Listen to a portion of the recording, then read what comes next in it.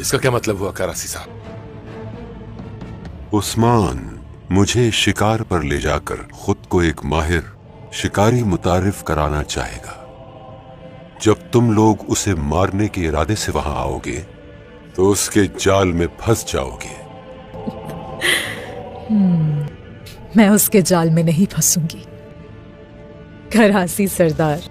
अगर मैं तुम्हें ना बताता, हम देख लेते कि तुम उस्मान की जाल में कैसे नहीं फंसती। आज हम शिकार पर जा रहे हैं, अब तुम सोचना कि तुम्हें क्या करना है।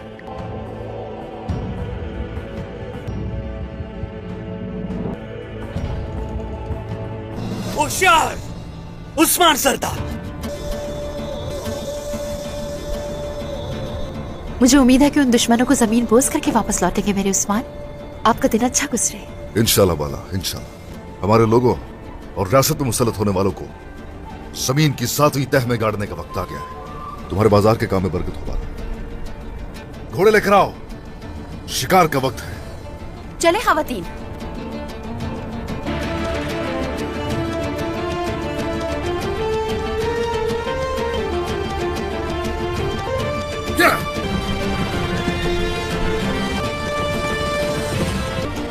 आ जाए, सौंप की तरफ चलेंगे।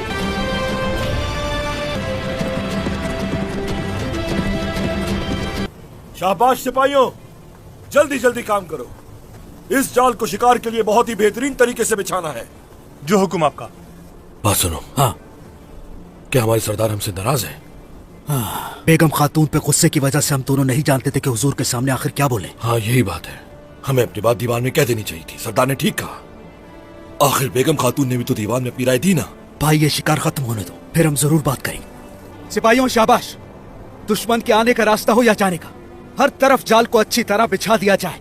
कोई जगह नहीं बचनी चाहिए। चलो शेरों, हिम्मत करो। जो हुक्म आपका।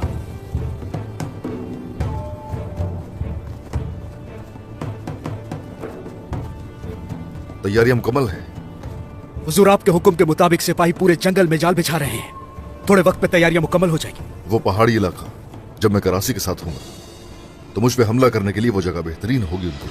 सरदार, आपके हुक्म के मुताबिक हमने उस जगह के करीब चारों तरफ खुफिया जाल बिछा दिए हैं। जाल भी तैयार है, अगर वो लोग इसमें ना फंसे तो। सरदार, उस खातून का दिमाग किसी शैतानी दिमाग से कम नहीं है। हमें कुछ और भी सोचना चाहिए। भाई सही कह रहे हैं। अगर वो लोग इस जाल में नहीं फंसे तो आपकी जान खतरे में आ जाएगी। इसी वजह से जितनी जल्दी मुमकिन हो रास्ते में और जाल बिछा दी जाए। बिल्कुल ठीक कहा, मगर शिकारी जितना ही होशियार क्यों ना हो, शिकार अपना रास्ता ढूंढ ही लेता है। बोरान, हुजूर, तुम्हारे फर्ज में कोताही नहीं होनी चाहिए। वो खातून बचकर नहीं जाएगी यहाँ से। जो हुक्म हुजूर। अब यहाँ से कोई वापसी नहीं है। आज यहाँ कोई तूफान ही आएगा और उस तूफान की जद में आने वाले काफिर होंगे।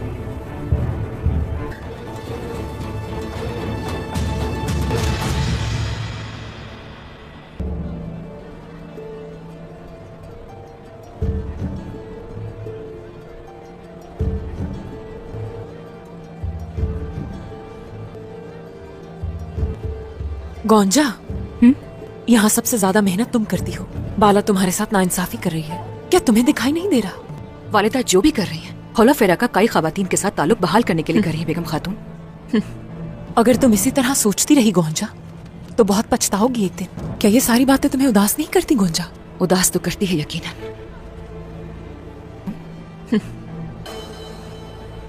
नजरअंदाज कर रहे हैं मुझे, मगर क्या गिला करना, मेरे बस में कुछ है ही कहाँ।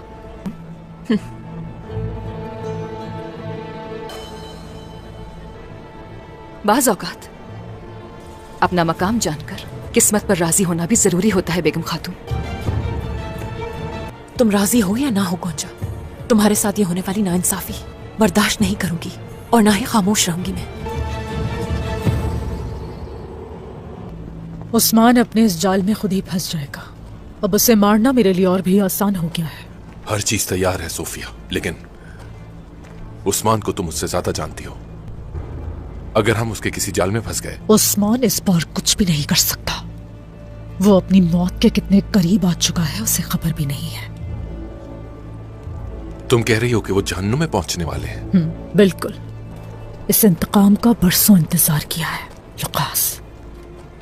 मैं इसी दिन के लिए जिंदा रही। मैं उसकी राह में रुकावट नहीं बनूंगा सोफिया। उस दिन वो तुर्क चरवाहे मुतासरा रेवड़ की शक्ल में आएंगे हमारे सामने। कमांडर लुकास, वबा की वजह से तमाम घोड़े बहुत मुतासिर हुए हैं। बेहतर होगा कि आप मुझे भी। इसकी जरूरत नहीं। दुआ करो कि मेरे घोड़े मुतासिर ना हो, वरना तुम सब भी नील तले कुचले जाओगे।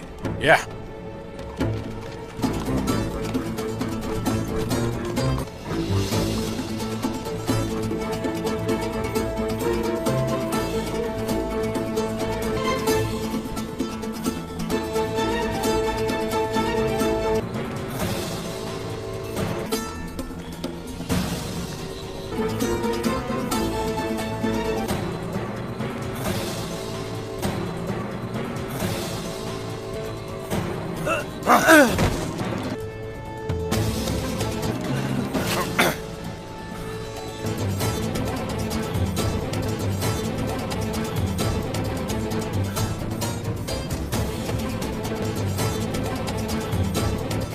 सोफिया, उस्मान सरदार तुम्हारा नाम जानते होंगे, लेकिन अभी यह जानना जरूरी है कि तुम्हारा मंसूबा क्या है। जानकर रहूंगा मैं।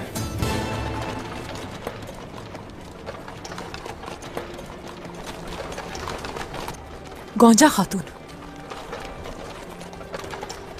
जब होलोफेरा खातून अंदरूनी बाजार में सामान फरोख्त करेंगी, उस वक्त कारवान की जिम्मेदारी आप संभालेंगी। कारवान में आने वाले नए सामान का इंतखाब करना।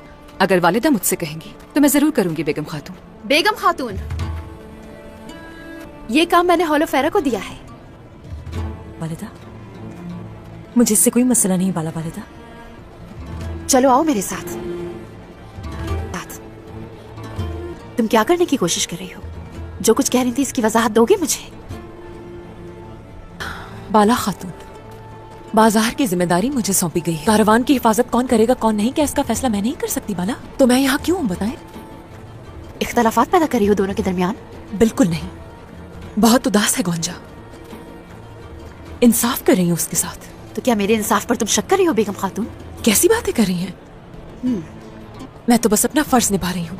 गौंजा बाजार के मामलात अच्छी तरह जानती है। वालिदा,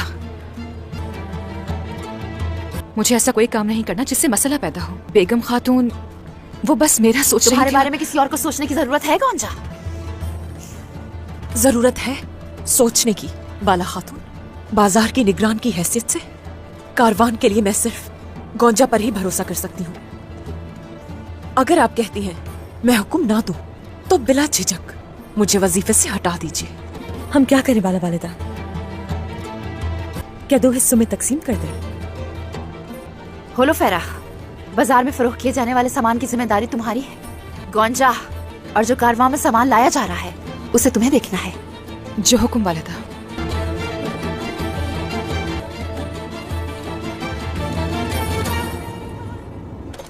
सरदार, कारासी साहब आ गए।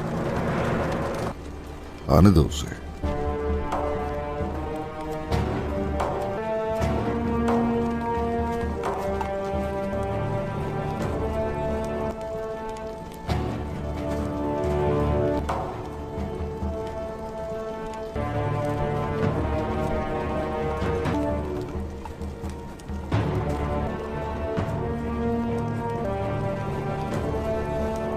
अस्सलाम अलैकुम। वालेकुम सलाम। वालेकुम अस्सलाम। वालेकुम अस्सलाम। कराची सरदार, आ जाइए उस तरफ, आ जाइए, आ जाइए।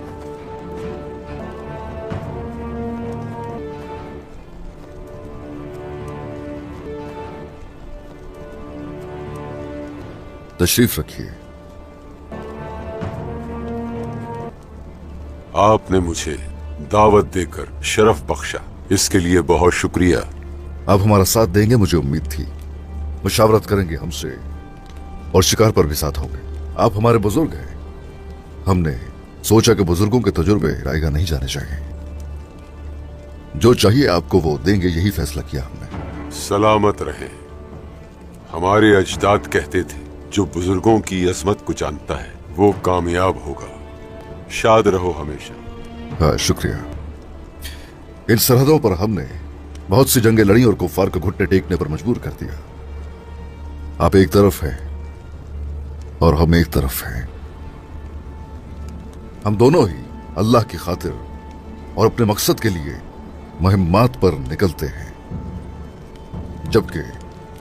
जबकि हमारी मंजिल एक ही है। मंजिल एक है इसलिए। बताइए जरा, दोनों के रास्ते मुख्तलिफ क्यों आए? सोचा है कभी? बिल्कुल सोचा है। नफ्स उस्मान सरदार, नफ्स चाहे नीयत खालिस हो, नजर आने वाली कामयाबी को हर कोई अपने लिए हासिल करना चाहता है। यही वजह है कि हमारे अंदर इस ख्वाहिश का समर इस शक्ल में मौजूद है कि ये तुमको एक तरफ रखता है और मुझे दूसरी तरफ। नफ्स, हाँ, नफ्स। हाँ, नफ्स के पीछे चलो तो जाल। नफ्स को अगर शिकस्त दे दें तो हाथों में तलवारें होती हैं। यानी तुम कहना चाहते हो कि तुम उन लोगों में से हो जो इस जाल में फंसते हैं और खुद को तलवार उठाने वालों में शुमार करते हैं। सच है ना उस्मान सरदार? अरासी सरदार, मैं एक शिकारी हूं असल में, लेकिन आप ये सोचिए कि जाल का शिकार क्यों हुए। ना मैं शिकारी हूं ना शिकार उस्मान सरदार। जिसके साए में ये दोनों दौड़ते हैं, मैं वो अजीम चनार का दरख्त हूं।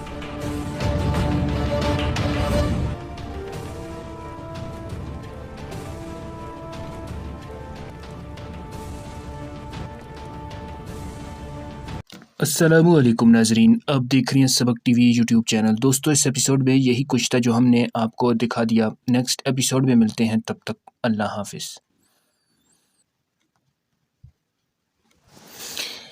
तातारियों से जहाद में रुकनुद्दीन गौरशाह ने भरपूर हिस्सा लिया और मर्दाना वार मुकाबला करके शहीद हुआ। मिनहाज अल-सिराज के बयान के मुताबिक इसका असल नाम रुकनुद्दीन था, जिसका मतलब है गौरी शिकन। दरअसल ये शहजादा सन 601 हिजरी में इस वक्त पैदा हुआ था जब सुल्तान शहाबुद्दीन गौरी ने ख्वारिज़म पर फौज कशी में नाकामी के बाद वापसी इख्तियार की थी।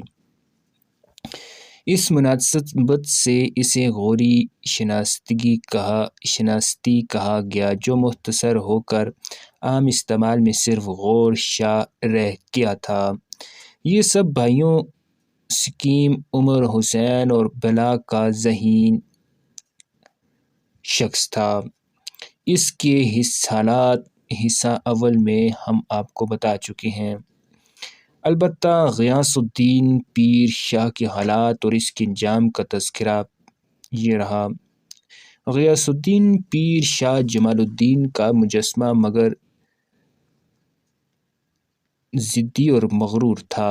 तातारी हमले के दौरान वो अपने बाप अलाउद्दीन मोहम्मद के हुक्म पर शाही ख़ानदान की बेगमात के हमरा माइंदान के किले कारून दई में छुप गया था। बाद में तातारियों ने इससे किले पर कब्जा करके बेगमात और दीगर ख़वातीन को गिरफ्तार कर लिया, मगर ग़ियासुद्दीन इनके हाथ से बचकर भाग निकला और 30 मातहतों के साथ ईरान पहुंच गया था। दौरान सफ़र एक दिन इसके कुछ साथियों ने इसे कत्ल करके इसका सर तातारियों को पेश करने का मंसूबा बना लिया था। इसमें एक सूफी भी था जो दिल से ग़ियासुद्दीन का वफादार था। इसने चुपचाप सब कुछ सुन लिया और जब ये साजिशी लोग सो गए तो इस सूफी शख्स ने जाकर ग़ियासुद्दीन को जगाया और सब कुछ बता दिया, यानी सारा कच्चा चिट्ठा खोल दिया। ग़ियासुद्दीन ने इसी वक्त इन साजिशियों को सोते में जाकर पकड़ लिया और वहीं तह कर दिया। इस तरह बचते बचाते वो अस्फ़हान पहुंच गया था। यहाँ के बाशिंदों ने इसकी बड़ी आओभगत की। ख्वारिज़मी लश्कर के कुछ मुंतशिर सिपाही भी इसके गिर्द जमा हो गए। कुछ अरसा गुजरा था कि सुल्तान जलालुद्दीन हिंदुस्तान से लौट आए और गयासुद्दीन की अफसरान की हिमायत से हुकूमत की बाग दौड़ अपने हाथों में ले ली। गयासुद्दीन को सुल्तान जलालुद्दीन की बालादस्ती पसंद न थी, इसलिए वो सुल्तान को नुकसान पहुंचाने या कम अज़ कम इनके मातहती से आज़ादी हासिल करने का मौका तलाश कर रहा था। कुछ अरसे बाद एक ऐसा वाक़या पेश हुआ आया जिससे सुल्तान जलालुद्दीन गयासुद्दीन से सख्त मुतनफ़िर हो गए और गयासुद्दीन भी इनसे अलहदा होने पर तुल गया। हुआ कुछ यूँ कि सुल्तान के ख़ास मुसाहिबीन में से एक शख्स मलिक नसरुद्दीन मोहम्मद नामी था। सुल्तान जलालुद्दीन ने इसे अस्फ़हान का निगरान आला मुकर्रर कर दिया था। मलिक नुसरत बड़ा जिंदा दिल, शुजात और खुश तबी नौजवान था। सुल्तान को इस पर बड़ा एतमाद था।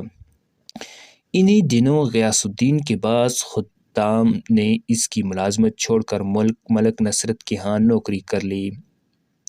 ये बात गयासुद्दीन को इंतहाई बुरी लगी थी और वो नुसरत से कीदा खातिर हो गया। एक दिन सुल्तान की मौजूदगी में इसने मलिक नुसरत से बाज़पुछ शुरू कर दी कि तुमने मेरे मुलाजमों को मेरी मर्ज़ी के बग़ैर अपने पास क्यों रखा। मलिक नसरत ने हस्बे आदत खुशतबी करते हुए कहा, जनाब मन, मुलाजम इसी जगह काम करना पसंद करते हैं जहाँ से इसे सहूलतें मुयस्सर होती हैं। वो भूखे पेट काम तो नहीं कर सकते। गयासुद्दीन ने इस फ़िक्र को अपनी खुली तौहीन ख्याल किया और जल पुन कर रह गया। सुल्तान जलालुद्दीन की मौजूदगी के बायस वो अपने गुस्से का इजहार नहीं कर सकता था, मगर निगाहों से खून टपक रहा था। सुल्तान ने मामला रफा दफा करना चाहा और गयासुद्दीन को ठंडा करने के लिए नुसरत को इशारा किया कि वो मजलिस से उठकर चला जाए।